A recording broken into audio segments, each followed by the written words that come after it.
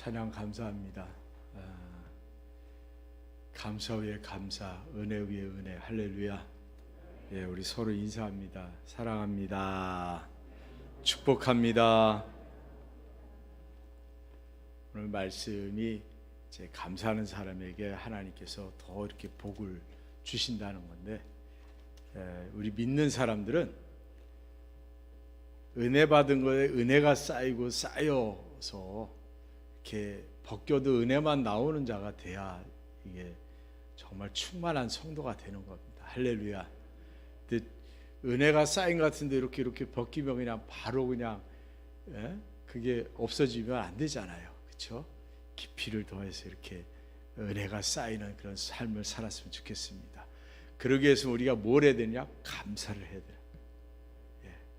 감사가 넘쳐나야 됩니다. 성경에 이제 이 구약에 보면 절기세시를 하나님께서 정하시고 그 절기에 얼굴을 보이라 그렇게 말씀하시는데 빈손으로 나오지 마라 그러면서 세 절기를 말씀해 주셨어요. 유월절, 백주절, 수장절 해서 그 유월절은 이제 하나님께서 출애굽을 시켜주시고 농사를 지어도 뭐를 해도 자기 것이 없던 이스라엘 백성들에게 하나님께서 이제 자기 것을 주신 것이죠. 어떻게 보면 그래서 자유를 주시고 또 누릴 수 있도록 해주신 은혜가 유월절이라면 이제 맥주절은 밭에 솟은 그 보리를 수확하고 수장절은 이제 1년에 수확한 모든 곡식들을 창고에 갖다 넣어놓고 그리고 이제 하나님 앞에 감사하는 겁니다. 우리나라하고 좀 비슷한 그런 절기가 있습니다.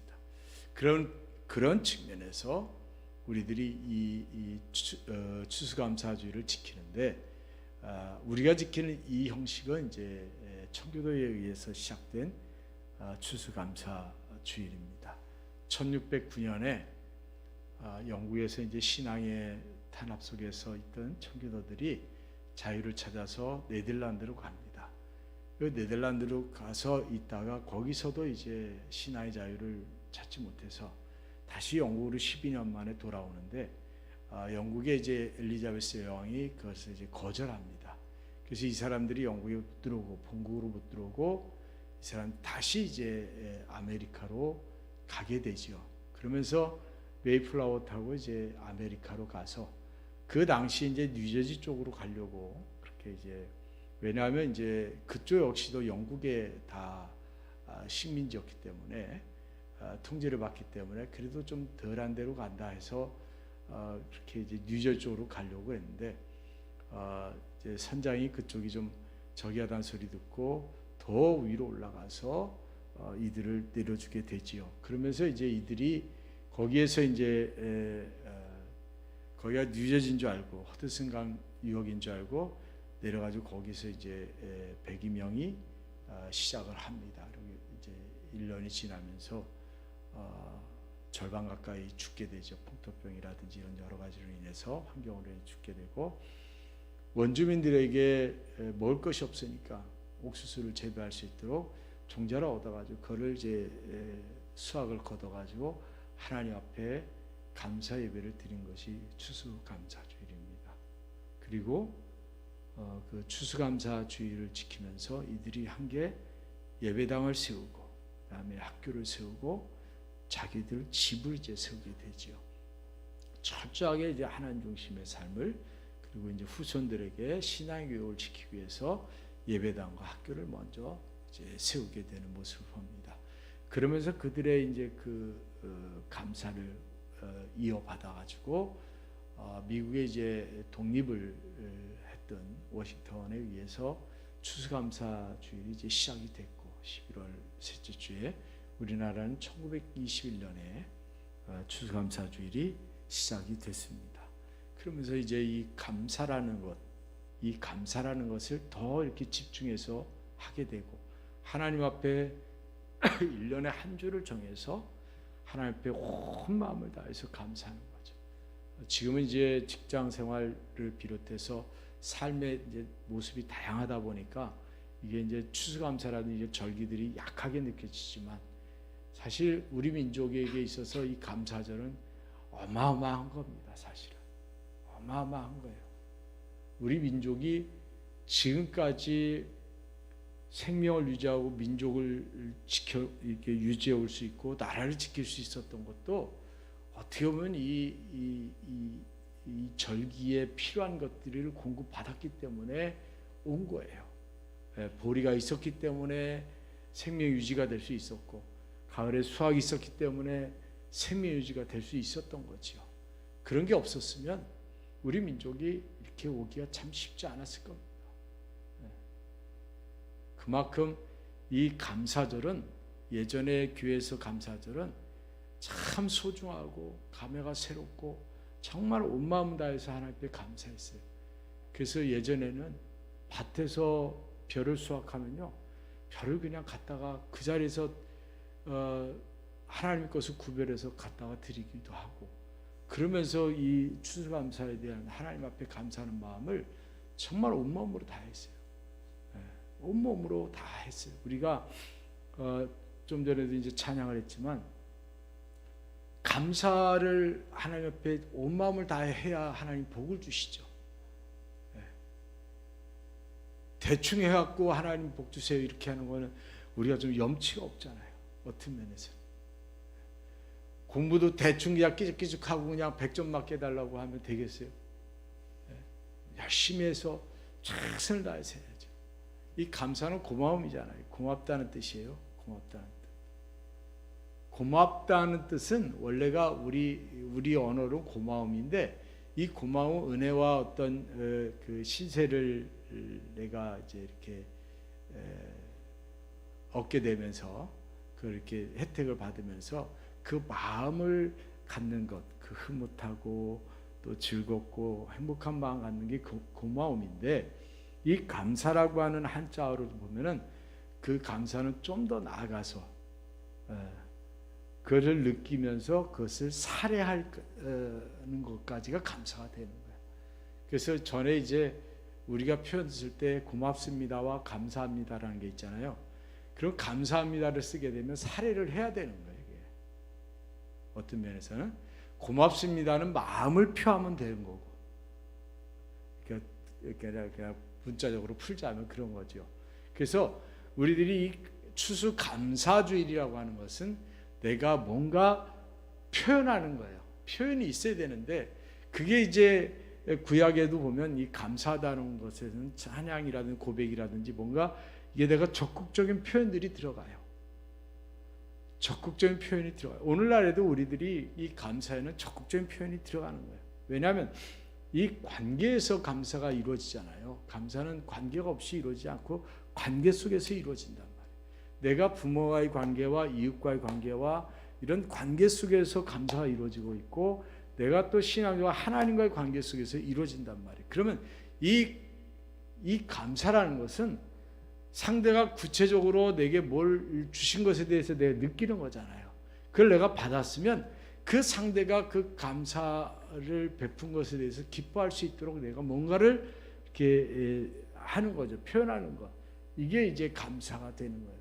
그러니까 우리들이 이 추수감사주일 예배를 드리면 하나님이 나의 감사를 통해서 기쁨을 누려야 되고 기뻐해야 된단 말이에요. 근데 하나님이 서운함을 느끼면 안 되잖아요. 내가 감사를 드리는데 하나님이 서운해. 그럼 되겠어요? 그렇잖아요. 서운하면 안 되잖아요. 그러니까 하나님이 느끼실 때도 이게 같이 기뻐하는 감사가 돼야 이게 진정한 감사가 되는 거예요. 뭐든지 진정한 감사, 흡족함이라고 그러죠. 흡족함. 나도 하나님도 흡족함이 있는 이 추수감사주일, 이 절기가 됐으면 참 좋겠다 하는 게 저의 마음이고 저의 고백이기도 합니다. 그래서 감사는 믿음의 표현이에요. 결국은 감사는 내가 믿음의 표현이야. 내가 하나님을 얼마나 믿느냐. 하나님이 나를 여기까지 인도해 주셨고 지켜주신 은혜가 너무나 감사해서 그 하나님을 내가 믿는 믿음으로 이 표현하는 거죠. 그 다음에 작은 것이라도 실천하는 것, 이렇게 뭔가 이렇게 옮기는 것 중요하다. 작은 것을 옮겨서 내가 이것을 표현하는 게 참 중요하다. 그 다음에 감사를 우리가 하는 것은 하나님의 말씀이니까, 하나님 말씀이니까 내가 감사를 하는 거예요. 그리고 이 감사는 우리들이 하나님을 기억하는 거예요. 그 은혜를 기억하고 그 손길을 기억하는 겁니다. 그래서 이 감사는 우리가 꼭 신앙생활에 필요한 부분이기도 합니다. 왜 우리가 하나님께 감사해야 되냐? 하나님이 창조주가 되시기 때문에. 할렐루야.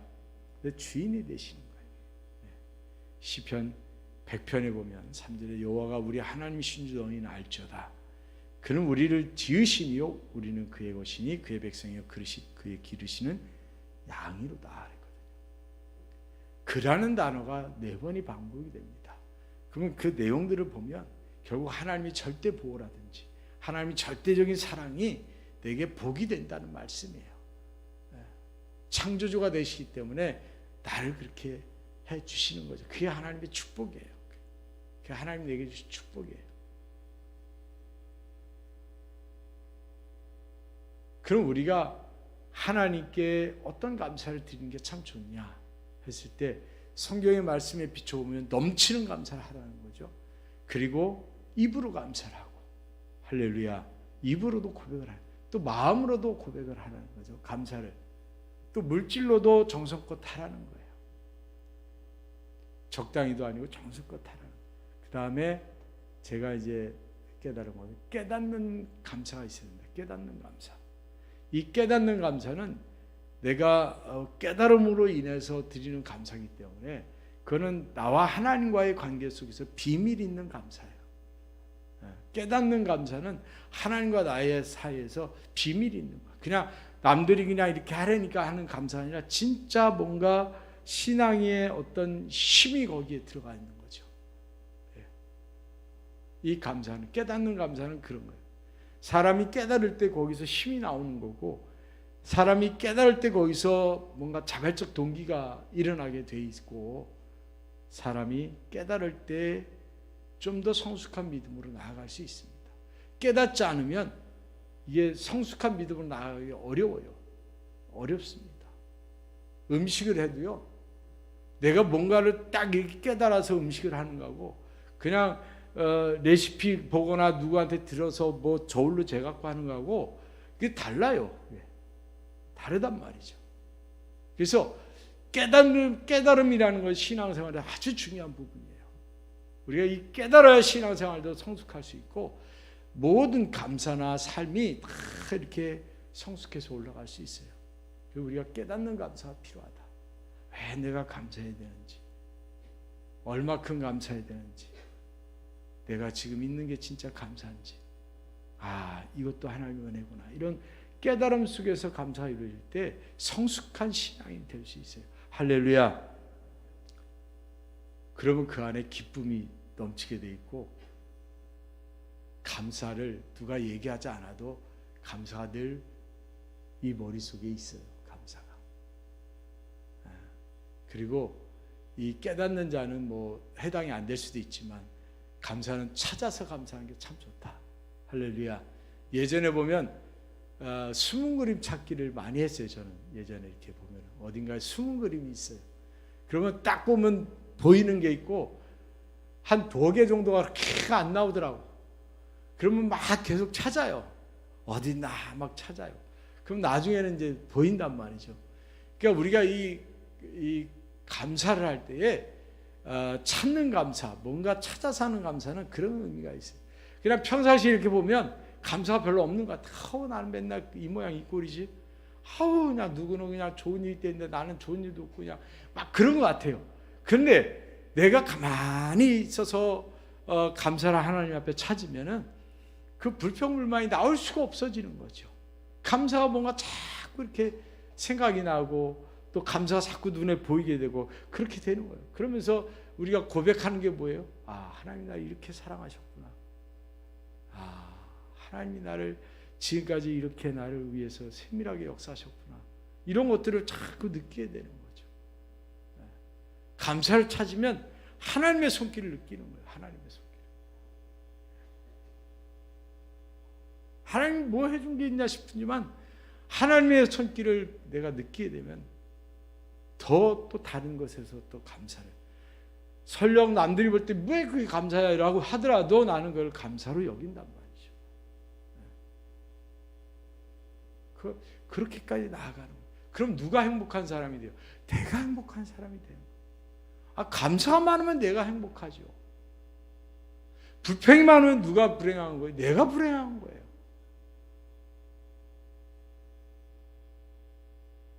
사람이 이렇게 지내다 보면 사람들에게 자기를 드러내지 않고 자기를 막 이렇게 나 이런 사람이야 라고 강요하지 않아도 사람들이 다 느낀단 말이죠. 느낄 때 아우 저 사람은 참 인품이 좋아, 참 성격도 좋고 사람이 참 편하네, 이런 소리 들으면 참 좋잖아요. 이게 뭔가가, 그쵸? 야 누구인데, 야, 조용해, 얘기하지 마. 뭔가 막 이렇게 경계하고 눈치 보고 그런 존재가 되면은 자기는 모르지만 그게 불행한 것이 되는 거죠. 그런데 그런 바탕의 모든 근원이 다 이 하나님께 우리가 감사하는 데서 온다는 거예요. 내가 하나님께 감사가 많으면 넉넉함이 있어요. 그래서 다른 사람하고 아웅다웅 안 해도, 조그마한 것에서 이렇게 다투지 않아도 넉넉하게 바라볼 수 있게 되고 그것을 내가 수용할 수 있게 된다는 거죠. 그래서 우리들이 처음에는 감사를 찾아서 하시기를 바랍니다. 그러다 보면 이제 내가 진짜 이게 행복한 사람이고 좋은 사람이구나, 그런 생각을 해요. 우리들이 하나님 앞에 이렇게 깨닫고 감사하는 자가 돼야 행복한 그리스도인이 되는 겁니다. 그러면 제가 모델을 하는 둘을 제시합니다. 오늘 이제 다윗의 시인데 다윗의 감사는 뒤에 하고, 먼저 이제 요나의 감사가 있습니다. 요나가 요나서 2장에 보게 되면 8절 10절 보면, 거짓되고 헛된 것을 숭상하는 모든 자는 자기에게 베푸신 은혜를 버렸사오나 나는 감사하는 목소리로 주께 제사를 드리며 나의 소원을 주께 갚겠나이다. 그렇게 하나님 앞에 기도를 합니다. 근데 요나가 하나님의 명령을 어기고 니느웨로 안 가고 다시스로 가잖아요. 그러다 이제 물고기 뱃속에 들어가게 되죠. 그러니까 원래는 요나가 바닷속에 던져지면서 죽은 거예요. 그냥 죽었는데 큰 물고기가 삼키면서 그에게 생명이 보존이 되는 거죠. 지금 이제 그 상황에서 요나가 고백을 하는 거예요. 그 매맞은 현장이죠. 그러니까 고통스럽고 아프고 막막한 그런 상황에서 하나님께 감사를 하는 거예요. 요나가. 우리가 매맞은 현장에서 감사하는 게 쉽지 않잖아요. 근데 우리 그리스도인들은 매맞은 현장에서 감사하는 자가 돼야 돼요. 할렐루야. 애들도요, 이렇게 부모에게 매를 맞잖아요. 제 말이 다 맞진 않겠지만 매를 맞으면 거기서 막 울면서 엄마 미안해 그러면 둘 다 울고 끝나. 근데 그 자리에서 안 하고 이렇게 그냥 넘어가잖아요. 그럼 그 감정들이 남아 있어. 그 다음에 혼날 때도 뭔가 감정을 가지고 나가게 된다니까요. 그 우리들이 하나님 앞에 뭔가 내가 깨닫지 못해서 누군가 깨달음을 준다든지, 이 매의 형식은 내가 상할 수도 있고 고통스러울 수도 있고 내가 또 홀가분할 수도 있어요. 매의 상황이라는 것이 하나님께서. 그럼 그게 어떤 자리든 간에 거기에서 내가 감사하고 돌아서는 자가 돼야 기쁨이 있게 돼요. 그래야 이게 안 낫게 되는 거예요. 우리 인간은 연약한 존재라 자국이 남습니다. 여러분들이 지나온 세월에서 뭐가 다 잊혀진 것 같잖아요. 잊혀진 것 같지만 자국이 남아요. 그래서 사람이 옛말에도 이렇게 말을 쏟으면 담을 수 없다는 것도, 그게 말을 쏟았어요. 그리고 미안하다고 말하지만 결국 그 자국은 남아 있어요. 근데 그 자국을 덮어버리고 보이지 않게 할 수 있는 게 하나님의 은혜밖에 없어요. 그 자국을 이렇게 덮을 수 있는 것은 하나님의 은혜밖에 없어요. 사람이 못 덮습니다. 못 덮어요. 부모가 자녀에게 상처 준 거 부모가 나중에 잘해서 덮을 것 같지 못 덮어요. 다 이게 남아 있습니다. 부부도 그래요. 부부도 상처 준 거를 다 자국을 지울 수가 없어요. 그건 남아 있어요. 근데 뭘로 덮을 수 있느냐? 하나님의 은혜로 덮을 수 있는 거예요. 그래서 은혜가 덮여야 그게 아예 생각이 나질 않아요. 그 우리는 하나님의 은혜로 살아갈 수밖에 없는 존재라는 것을 여러분 기억하시기를 바랍니다. 그 요나가 그런 것을 한 거예요. 그래서 이 감사가 은혜를 받고 깨달은 자들이 할 때에 이게 진정한 감사가 될 수 있어요. 그리고 오늘 이제 다윗의 감사입니다. 다윗이 오늘 그의 거룩한 이름을 송축하라 하면서 제일 먼저 그가 말한 게 뭐냐면 내 모든 죄악을 사하시며 그랬어요. 죄악을 사해 주신 은혜에 대한 감사가 제일 먼저 나와요. 우리들 역시도 마찬가지예요. 우리들 역시도 내 죄를 사해 주신 은혜에 대한 감사가 가장 먼저 나와야 돼요. 왜? 그게 죄는 죽음이니까. 죄의 결과는 사망인데 그 사망에서 나를 건져주신 것이 가장 감사해야 나머지 감사들이 되는 거예요. 근데 가장 기본적으로 내 생명에 대한 감사 없이 다른 것을 감사하면 그 감사의 깊이는 약해지는 겁니다. 그래서 가장 기본적으로 나를 살려주신 은혜에 감사하는, 내가 죽을 수밖에 없는, 형벌을 받을 수밖에 없는 나를 건져주시고 살려주신 그 은혜에 대한 감사가 모든 감사의 출발점의 시작이 돼야 돼요. 그래야 내가 하나님 앞에 겸손하게 되고 그 감사가 진정한 감사로 나아갈 수 있게 되는 거예요. 나라는 존재는 그런 존재예요. 내가 대단한 존재 같지만 하나님이 나를 용서하지 않으면 아무것도 아닌 존재예요. 죽을 수밖에 없는 존재예요. 그런 나를 하나님이 사해 주시고 거기에 이제 은혜 위에 은혜를 더해 주셔서 내가 지금 이렇게 살아갈 수 있는 거죠.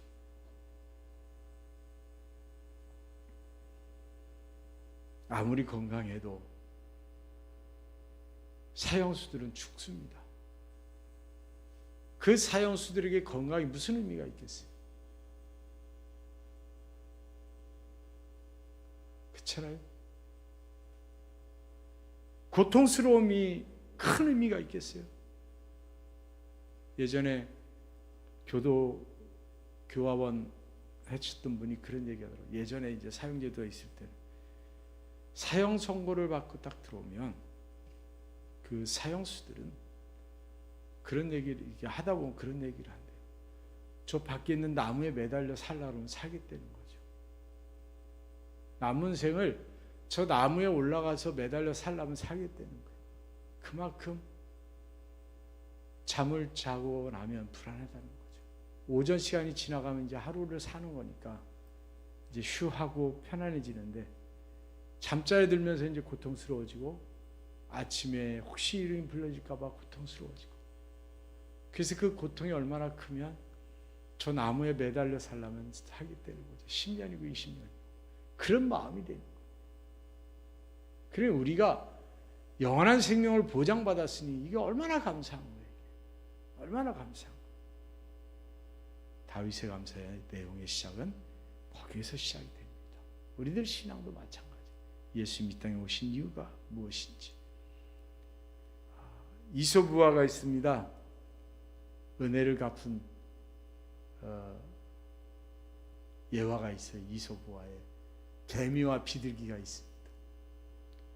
개미가 어느 날 물에 떠내려가 죽게 됐는데 비둘기가 나뭇잎을 던져가지고 이렇게 개미를 살려줍니다. 그러다 이제 개미가 어느 날 이렇게 숲을 지나가는데 포수가 뭔가를 겨냥하고 있어요. 이렇게. 그래서 총구가 향하는 데를 이렇게 보니까 비둘기가 있는 거예요. 나를 살려준 비둘기인데. 그래서 개미가 소리를 질러도 들리지가 않습니다. 그러니까 어떻게 해요? 가서 사냥꾼의 발 뒤꿈치를 물었다 그래요. 그러니까 악 하면서 이게 놀래가지고 사냥꾼이 총을 잘못 쏴서 비둘기가 살았다 그래요. 사실 가만히 들여다보면 말도 안 되는 얘기지만 그거를 이렇게 그 이소부화를 있는 이유는 우리의 교훈을 주기 위해서 있습니다.